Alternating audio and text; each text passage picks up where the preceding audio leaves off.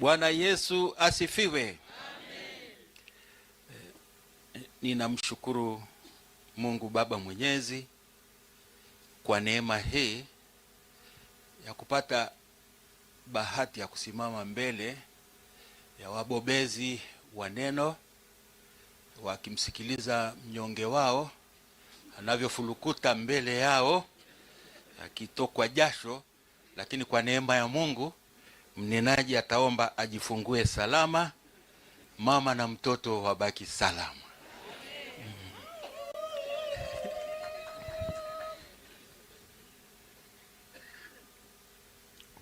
Nimejishangaa kweli kuitwa mgeni rasmi.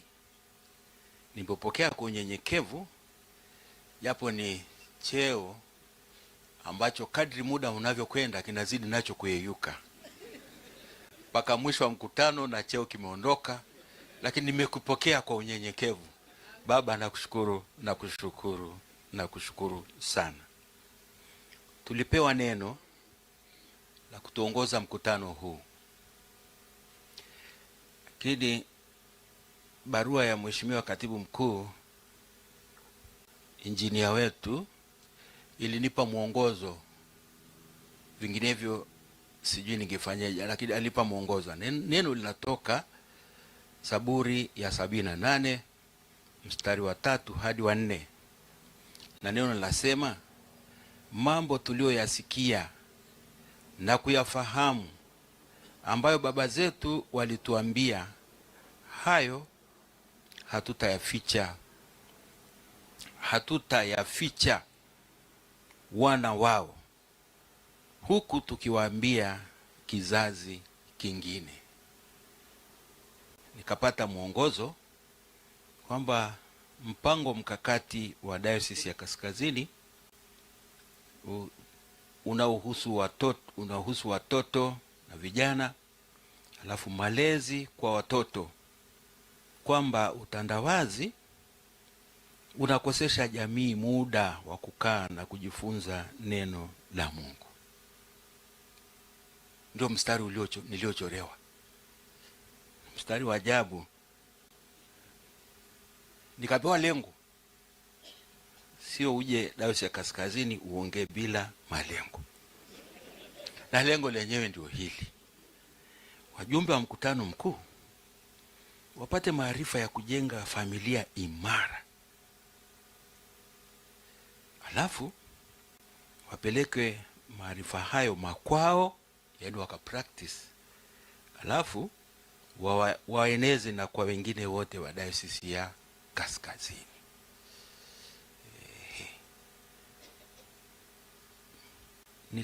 Nikajiuliza nianzaje? Nikasema nianze na shukrani kwa Mungu kwanza, lakini pili kwa management ya Dayosisi ya Kaskazini na Mheshimiwa Baba Askofu Dr. Shaw, kwa halmashauri kuu na kwa wajumbe wa mkutano mkuu kunipa heshima hii ambayo kweli wala sikustahili. Kwa sababu gani?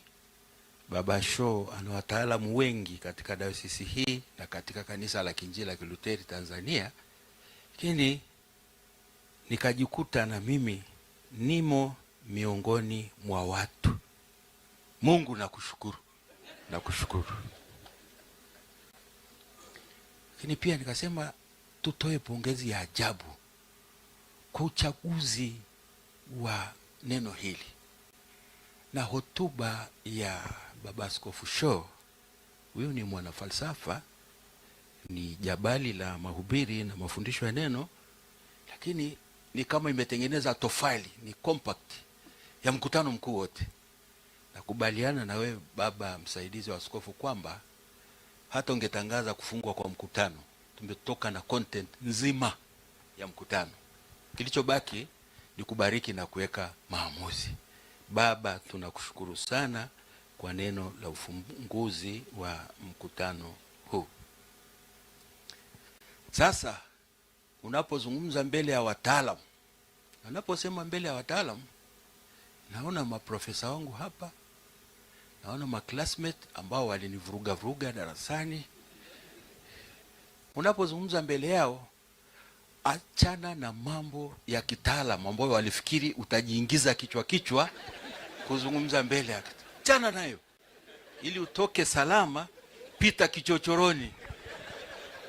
Wewe nenda kwenye application. Haya mambo ya taalamu watamalizana wenyewe sala ya chai. Kweli ukilitazama somo lenyewe unajipeleka nyumbani. Hivi tunaishi wakati gani sasa? Hivi familia zetu zinakaaje pale nyumbani? Kweli ni kwamba familia zinakaa pamoja pale sebuleni katika mgawanyiko wa kistaarabu. Wanapokaa baba na mama na watoto wanakaa pamoja, lakini kila mmoja ana jambo lake na mradi wake katika kikao cha pamoja, lakini kila mtu na njia zake, kila mtu na simu yake, kila mtu na TV na channel yake, kila mtu na timu anayoshabikia. Ni mtawanyiko wa kistaarabu tunapokaa pamoja.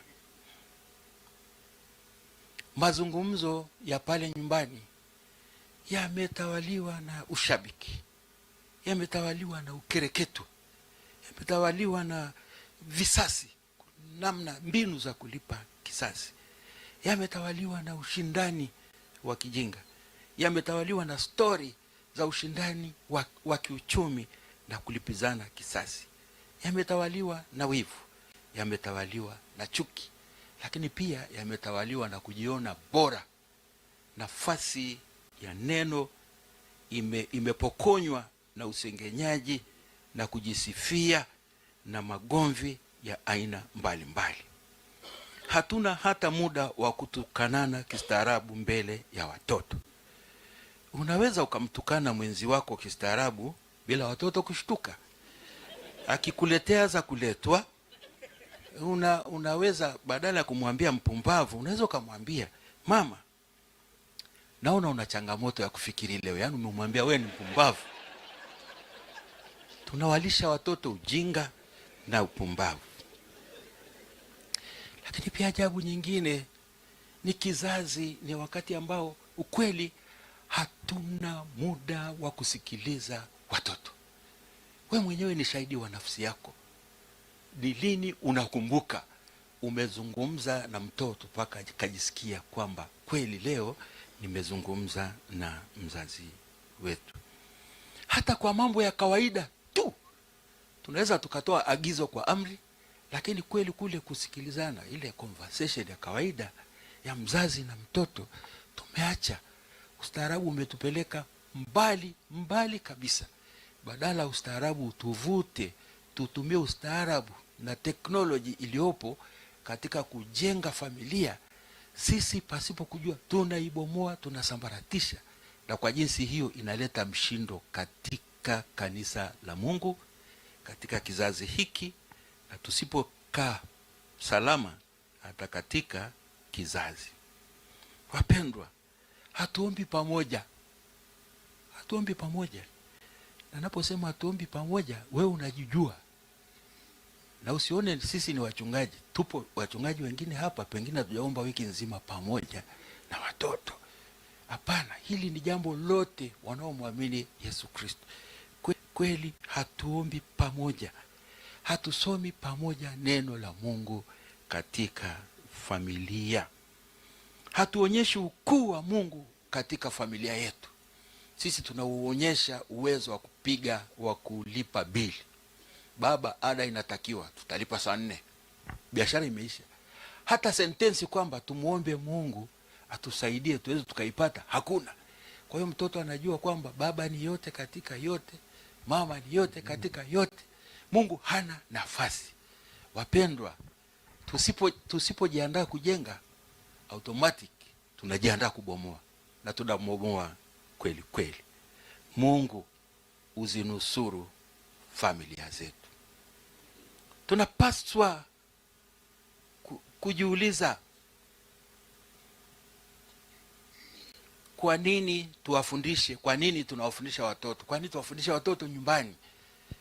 Mpango huu mkakati ni sehemu moja tu. Kwa kanisa mstaafu alibandua sehemu moja tu ya mpango mkakati kuhusu watoto na vijana. Kuna mipango mingi, lakini management na halmashauri kuu alipenda leo tuzungumze tu watoto na vijana wetu kwa ajili ya kizazi kijacho. Watoto wetu hujifunza kutoka kwetu wazazi wao. Sasa jiulize, hivi wewe mtoto wako ana nukuu yoyote ya neno la maana ulilolisema? Watoto wana nukuu ya mambo ya kijinga tuliyosema. Kwa wale walevi, maana usifikiri walevi wapo hata hapa. Mtoto anaweza kanukuu akiigiza, unafungua mlango au niingie nao. Je, wapokea nini watoto na vijana wako? Wanapokea nini? Pointi gani ya imani uliowasimulia hata siku moja katika maisha yako? Je, maisha yetu yanachangia vipi katika imani ya watoto? Mtoto anakumbuka nini? Je, wanang'amua nini katika kuona utukufu wa Mungu kwa maisha ya wazazi wao hapo nyumbani? Hapo hatujaingia kanisa, hatujaingia jumuiya, wala ni katika familia, maana ndiyo inajenga kanisa. Nina declare interest. Mimi nakumbuka sinukuu alichonifundisha mama, alichonifundisha baba, lakini ninanukuu mwalimu wangu wa Sunday school. Ninamkumbuka sana, na kwa bahati nzuri nimemuona leo. Si mwingine, ni msaidizi wa askofu Mchungaji Saria Elingaya.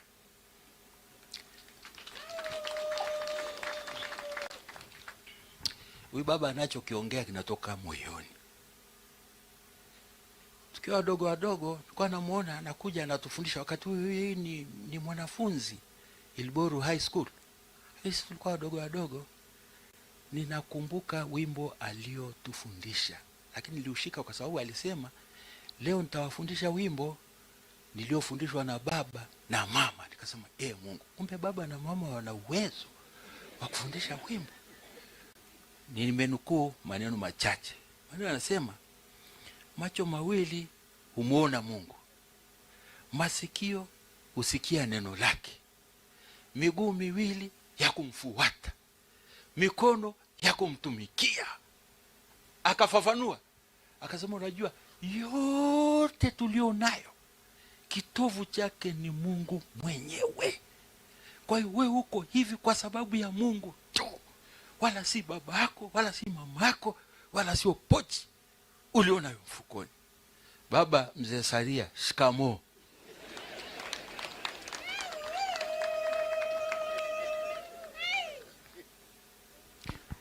Akuishia hapo. Siku anastaafu nilihudhuria tena. Bahati nzuri nilihudhuria nikiwa msaidizi wa askofu. Unajua ni ajabu, nikahudhuria pale kanisa kuu Moshi, nikasikiliza anapotoa hotuba. Akaja kwenye mafundisho haya aliyosema leo, alisema siku anastaafu. Akasema, bwana, mimi natoa wito, mchungaji yoyote ambaye hajafundisha darasa la kipaimara, siku ya kipaimara asithubutu kukaa pale madhabahuni, na asibariki mtoto yoyote, na asiende kwenye sherehe, na asikae high table. Mzee, shikamoo mzee wangu, shikamoo. Watoto na vijana. Hivi kwa nini tuwafundishe watoto? Kwa nini baba na mama? Hii ni family level. Mimi sienda kwenye diocese, tupo sisi mambo ya kijijini kwetu. Kwa nini tuwafundishe watoto? Tunafundisha mtoto na tunazungumza na mtoto aweze kufahamu yale tunayoamini, tulioyashika kuhusu Mungu. Na tunatumia dakika za kuongea na mtoto ili afahamu tuliodhamiria, kwa sababu usipompa uliodhamiria atajifunza usiodhamiria. Wale wataalamu wa elimu wanajua habari ya voluntary learning na involuntary. Voluntary ni ile ambayo kwa hiari yako, kwa utashi wako unamfundisha, unamwelekeza neno la Mungu na anaishika. Na mwanadamu alivyoumbwa ni kiumbe cha kujifunza, kwamba asipojifunza yaliyo rasmi, yaliyotoka kwa wazazi wake, atajifunza mengine yasiyotoka, usio dhamiria. Wataalamu wengine wanasema mwanadamu ni homogeneous. Yeye yupo tayari kuakisi, kuchukua yale anayofundishwa rasmi na wazazi wake, na anakuwa nayo na walimu wake. Lakini pia huyo ni heterogeneous, ambayo yupo tayari kufundishwa na kunyoshwa na mazingira. Ndio maana Waswahili wakasema asiyefunzwa na mamae, lakini asiyefunzwa na babae. Maana wakati mwingine tunawasingizia wakina mama tu, asiyefunzwa na mamae, we baba uko wapi? Tunafundisha mtoto ili kuthibitisha imani kwamba tupo kwa ajili ya Mungu. Ni jukumu la mzazi, ni jukumu la mlezi kumfundisha mtoto amjue Mungu na kumpenda na kumtumaini na kumtegemea na kuishi kulingana na neno lake. Tumrithishe mtoto neno. Mheshimiwa Baba Askofu Dr. Shaw, ulinishangaza. Hatupo kupima majengo tuliojenga, makanisa tuliojenga, taasisi tuliojenga, lakini tupo kupima uendelevu wa kiroho. Baba, hongera sana Baba Askofu Shaw, umenishangaza. Tupo kuimarisha kizazi hiki ili kuweze kurithisha uimara wa neno na imani katika kizazi kijacho. Mimi huyu baba alipoongea nikasema, Mungu, kwa nini akaniita kufundisha? Kwa nini asingeongea baada? Mbona amenimaliza huyu mzee? Lakini Mungu nisaidie, najua nitatoka tu. Tatoka salama. Kumbe ni agizo la Mungu, sio agizo la diocese, sio agizo la mpango mkakati. Kumbe Mungu mwenyewe aliyotupa neema ya kuwa wazazi, ni agizo lake kuwafundisha watoto sheria na amri. Katika Kumbukumbu tunasoma maneno hayo: upate kumcha Bwana Mungu wako, kushika amri zake na sheria zake zote ninazokuamuru wewe na mwanao na wana wa wanao siku zote za maisha yao. Mungu anatuagiza, ametupa neema ya kuwa wazazi ili tuirithishe imani yetu kwa watoto, sio kurithisha matrekta na mashamba ambayo hatumiliki. Ni mali ya Bwana. Rithisha kilicho chako ni imani. Na katika Mithali tunasikia Mithali mlango wa 22, mlee mtoto katika njia ipasayo, naye hata iacha hata atakapokuwa mzee. Hili ni neno la Mungu.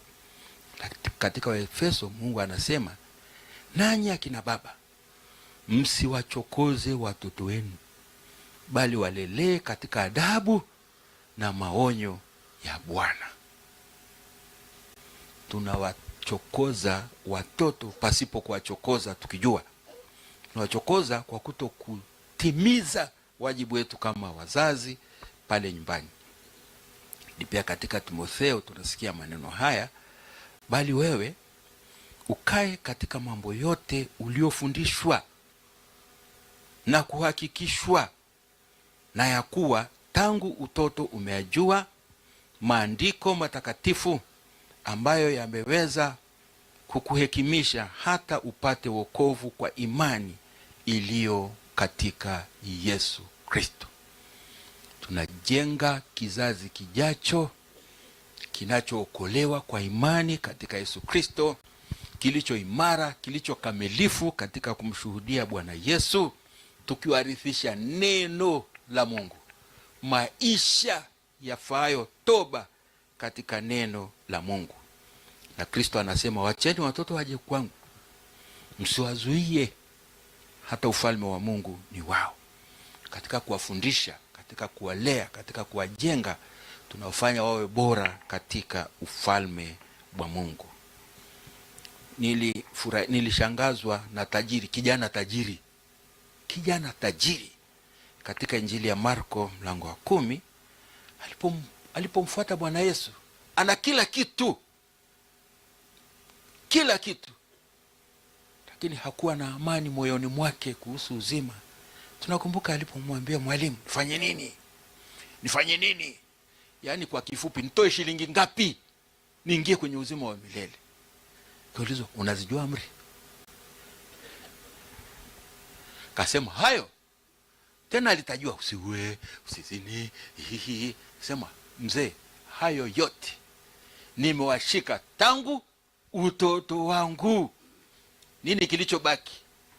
Aliambiwa kauze, wape maskini. Sasa kwa kimoyomoyo akasema, amelogwa nini? Wakati nikiwa navunja duka alikuwepo, wakati nilipokuwa na wanga alikuwepo.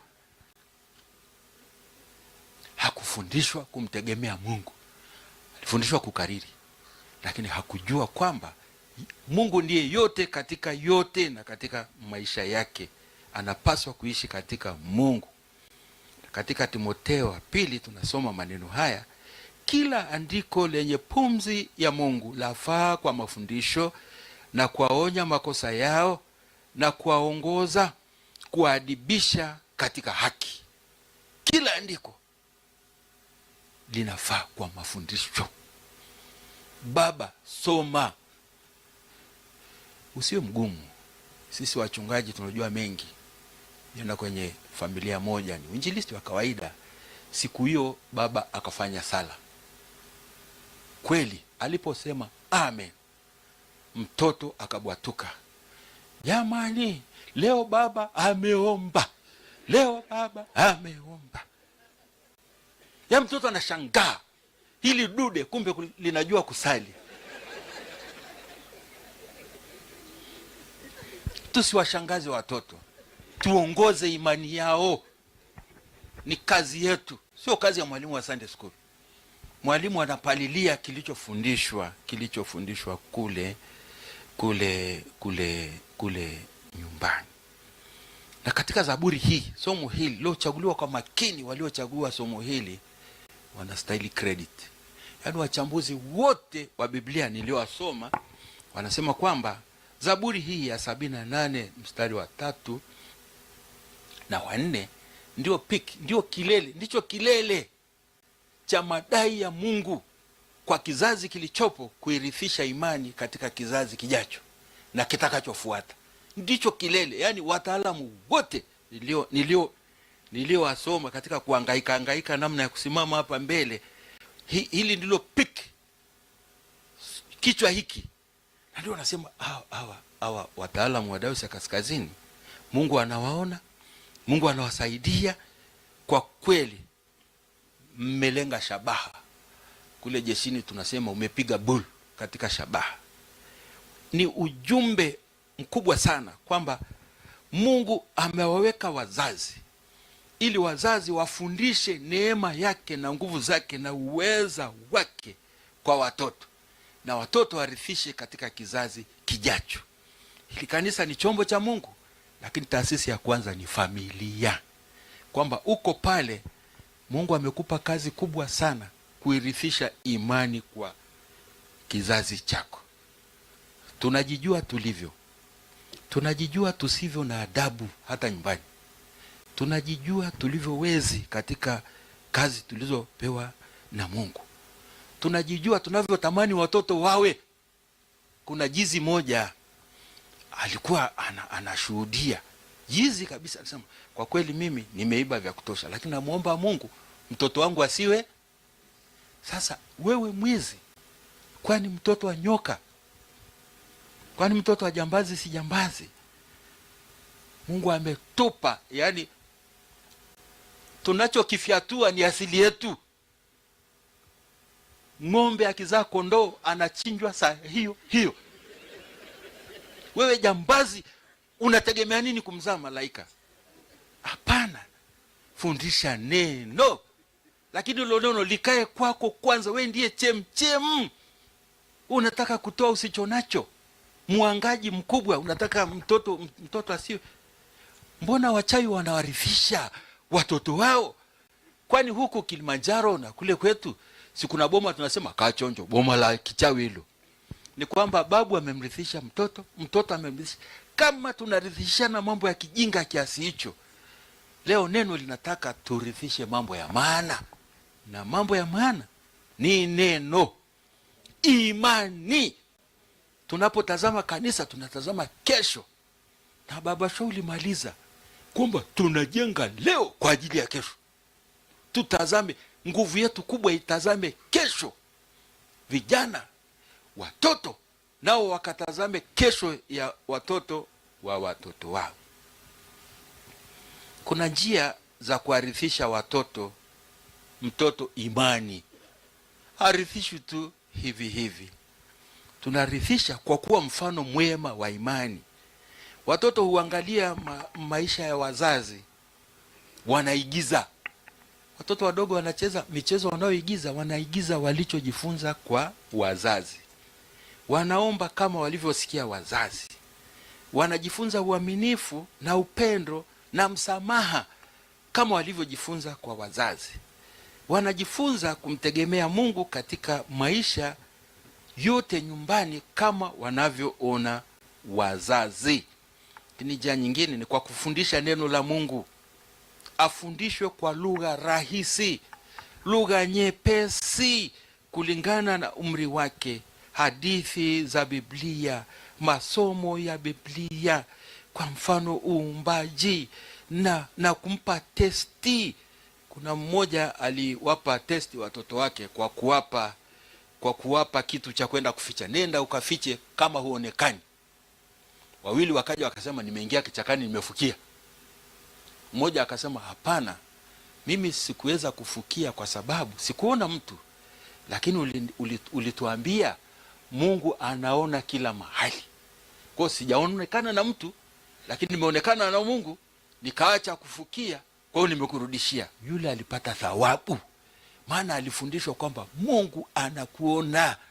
Mungu yuko na wewe kuliko wewe uliko karibu na wewe. Huyu Mungu ni wa ajabu kweli kweli. Yaani upo karibu na mimi kuliko mimi nilivyo karibu na nafsi yangu. Tunawafundisha watoto kwa kufanya ibada ya familia, kwa kusoma neno, na tuna kalenda ya kanisa kusoma neno ili tuepuke imani pacha. Baba Askofu, leo umenitoa jasho, nimepata msamiati mpya, imani pacha. Asubuhi kwenye kanisa la block, mchana kwenye turubali. Mungu tuepushe na imani pacha. Na msaidizi mstaafu akasema na kituo chake ni uzushi. Kwa kuacha mambo ya kawaida tunatengeneza kizazi cha wazushi. Imani pacha kwa kusoma neno la Mungu. Hivi na gharama gani? Na kugharimu shilingi ngapi kusema leo Fredi ni zamu yako, soma neno la Mungu? Hata kama huwezi kufafanua, akishamaliza wanasema, jamani, simesikia Mungu anavyosema. Watu wanasema tumesikia, hujui kufafanua, sema simesikia neno linavyosema. Sema baba, tumesikia. Sema kwa kweli tulifuate neno la Mungu kama linavyo. Unajenga, yani unamjenga, anakuwa mtu atakayezaa watu. Tusiwe kizazi cha kuzaa wazushi. Tulisome, tufanye ibada ya pamoja pale nyumba, na sala, hata kuombea chakula, na kuwafundisha kwamba maombi ni wakati wote. Nilipokuwa mimi nimefundisha Kipamara siku zote, kwa mchungaji wa usharika siku zote.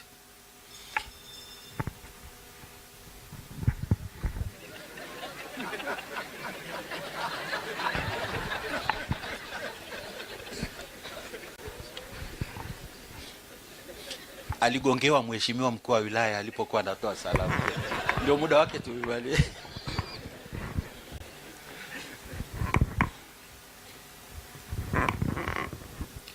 Tuliwafundisha wakati wa majaribio, vijana wa kipaimara, tunapaswa kuomba mara ngapi kwa siku?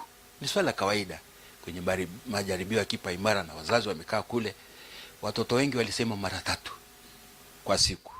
Nilipouliza sababu, wa kwanza niambia, asubuhi tunaomba tunywe chai, mchana tunaomba tule chakula, jioni tunaomba tule tukalale. Sema hala, kumbe sahani ndio inasisimua maombi. Kwa kama hamna mlo wa mchana, hamna kufanya nini? Tukamwambia hapana, kuomba ni kuzungumza na Mungu, na saa zote, wakati wote, katika hali zote tunapaswa kuzungumza na. Kwa hiyo tuwafundishe watoto, tuwafundishe kwa vitendo. Mtoto hujifunza imani kwa kupitia huduma ya kuwasaidia hata na wengine. Ajue kwamba sisi ni sehemu ya uumbaji wa Mungu, ajue kusema kweli, ajue kabisa. Kwa hiyo mfundishe kabisa watoto na vijana wapate nafasi, lakini pia kumpeleka katika ushirika wa waamini kanisani, katika jumuiya, ili kusudi akajengwe kiimani na kurithisha imani kwa watu wote. Imani inayorithishwa kwa mtoto kwa maneno na kwa matendo huwa msingi bora wa maisha yake na urithi wa kizazi kinachofuata. Imani kwa watoto na vijana. Na hii teknoloji tusidharau. Maana muongozo ulisema teknolojia inatuwa. Hapana, teknolojia ni zawadi kubwa sana inayotusaidia kuweka yaliomo ya imani katika hiyo teknoloji, ili mtoto anapopambana na IT na kitu gani, amkute Yesu, amkute Bwana, awe na maongozi ya mzazi na walimu kwamba Bwana ni yote katika yote, na teknoloji hii isaidie kuinua ufahamu. Tunawafundisha watoto hata tukiacha mambo ya msingi wa kibiblia, hata nadharia tu ya elimu kawaida. Kuna wataalamu Jean Piaget, Albert Bandara, B.F. Skinner, Maria Montessori. Nimechanganya nadharia yao, wapo 5, nikachanganya yale yanayofanana, kwamba mtoto hujifunza kupitia kuona, kugusa, kucheza, kutenda na kusikia kwa pamoja. Lakini katika kuona, hivi vyombo vyetu sijui TV na nini, mzazi uwe na mchango.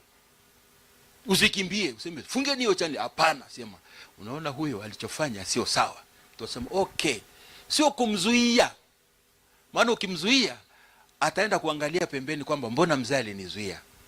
Sitaki mninukuu kwa hili. Katika majimbo ya Marekani, wale waliopiga kule, kila jimbo lina utawala wake. Sasa kuna jimbo moja la Colorado State, wao wanaruhusu bangi. Lakini eti katika sensa na tafiti, katika wananchi wa jimbo lile, pasenti inaovuta bangi ni kidogo. Wanaovuta bangi, wanaokuja kuchukua pale na kuvuta, wanaotoka kwenye majimbo mengine kuja kuvutia pale. Kwa hiyo usimzuie na kumharas mtoto katika teknoloji na IT, lakini ufundishe atazame, afanye katika kicho cha Kristo. Hapo tutajenga kizazi kinachofaa. Mtoto hujifunza vizuri kupitia mahusiano na watu wengine yanayoanza kujengwa pale kwenye familia. Sio familia mashindano, sio familia ya nini. Hujifunza kutoka ndugu zake na wale wanaolingana katika umri wake. Tabia ya mtoto yaweza kujengwa kupitia matokeo yake. Unaweza kumfundisha mtoto tabia njema kwa kumpa credit. Sisi tulifundishwa katika vyuo vya ualimu kwamba kuna tuzo hasi na tuzo chanya. Anapofanya jambo jema, anapomaliza kusali useme, oh well done Freddy, umesali vizuri sana, tumpe makofi. Kesho mzee atapiga sala ya kukata na shoka, namsifia. Ni kama kumsifia mwenzi wako. Sio magendo, huombi kura. Kama unataka achangamke katika kutimiza wajibu wako, mama ameleta chakula mezani, wewe unakula kama gunia, unaweka kama kwenye gunia. Hapana. Ukipiga kijuku moja unaanza kuweka credit. Mama Freda, this is fantastic. Anasema ala, kumbe ni kizuri. Ngoja baadaye jioni utaona mambo yanafanya nini. Sio mtoto anafanya mambo ya maana unanyamaza tu, umekuwa debe mzee. Toa credit kwa mtoto, mpe motisha. Umefanya vizuri, umeimba vizuri Maria. Nani alifundisha wimbo huu? Wewe James, wimbo huu unafikiri unafundisha nini? Yaani ni kidogo kidogo unajikuta umeijenga jamii iliyo sawa. Wanaojengwa nyumbani ndio wanajengwa ndio wanakuwa bora kwenye mtaa. Lakini kama kule ni pa kukanyagana, watakuja kukanyagana hata kwenye mtaa. Hata hicho chokochoko za sharika ni mijitu ambayo haijalelewa kule nyumbani. Mtoto hujifunza kwa kujengewa uzoefu na kupata pongezi na kupata tuzo hasi pale anapokosea. Lakini Kikristo, elimu ya Kikristo sio ya darasani tu. Mafundisho ya neno la Mungu hujenga imani, akili, tabia na mahusiano na Mungu na wanadamu. Sasa baada ya kuyasema hayo yote, najua wataalamu wa theology hapa walikuwa wanaanza kujiuliza, sasa huyu jamaa ametoka wapi na anaenda wapi? Nilitoka nyuma, naenda mbele na karibu nafika mbele. Sasa huyu jamaa amesoma Zaburi ya 78 mstari wa 3 hadi wa 4. Mbona ametupeleka tena kule nyumbani? Tumetoka nyumbani tufike kwenye Zaburi, ili kengele ikipigwa mara ya pili, hata nikiacha hiyo Zaburi, lakini tumeshamaliza application. Makofi tafadhali.